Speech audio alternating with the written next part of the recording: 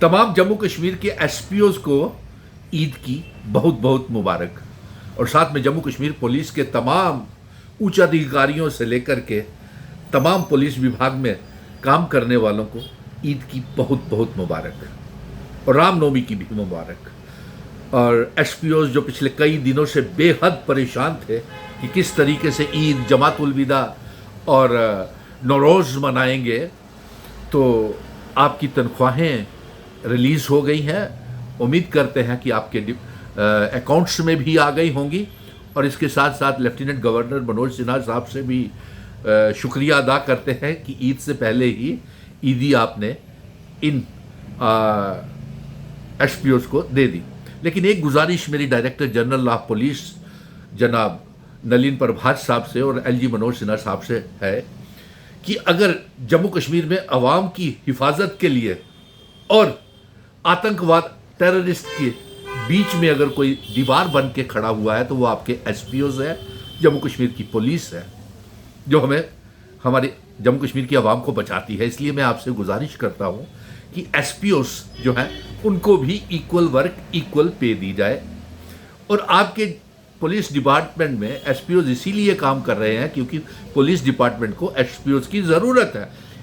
तो फिर एलजी मनोज सिन्हा साहब किसी की इस फैसला लेने में इसके लिए किसी को आपको ज़रूरत नहीं है। आप ये फैसला खुद ले सकते हैं।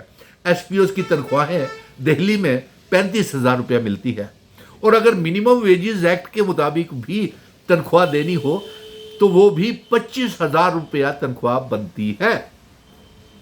लेकिन हमारे एसपीओज मामूली सी तनख्वाह के ऊपर काम कर रहे हैं और साथ में इनके लिए कोई जॉब पॉलिसी और रिक्रूटमेंट पॉलिसी बनाइए। आपने इनसे वादा किया था कि जो भी मिलिटेंट्स ऑपरेशंस में मिलिटेंट्स को मारेगा तो आप उनकी नौकरी पक्की कर देंगे। कम से कम भी हज़ारों एसपीओज ने मिलिटेंट्स को मारा है, तो उनको तो कम से कम पक्का कीजिए। और दूसरा, मैं एसपीओज को ईद के मौके के ऊपर और रामनवमी के मौके के ऊपर अभी हमें बहुत आगे तक इकट्ठे चलना है। आतंकवाद के खिलाफ भी, अवाम की हिफाजत के लिए जम्मू कश्मीर की पुलिस की साथ हम शाना बशाना है और आगे भी अभी हमें इकट्ठे चलना है और जम्मू कश्मीर को आतंकवाद से निकालना है। एसपीओज की ये खास और एसपीओज के साथ ये वादा है कि आपके साथ, आपके परिवार के साथ हम हमेशा खड़े हैं। और साथ में अभी मैं गुजारिश करूंगा लेफ्टिनेंट गवर्नर साहब से कि इनकी तनख्वाह कम से कम 35,000 रुपया की जाए जितनी दिल्ली में मिलती है। और इनके लिए रेगुलराइजेशन पॉलिसी आप बना सकते हैं लेफ्टिनेंट गवर्नर साहब, क्योंकि आपको किसी के इजाज़त की ज़रूरत नहीं। होम डिपार्टमेंट जो है एलजी साहब आपके पास है, ना कैबिनेट की ज़रूरत है ना कुछ है।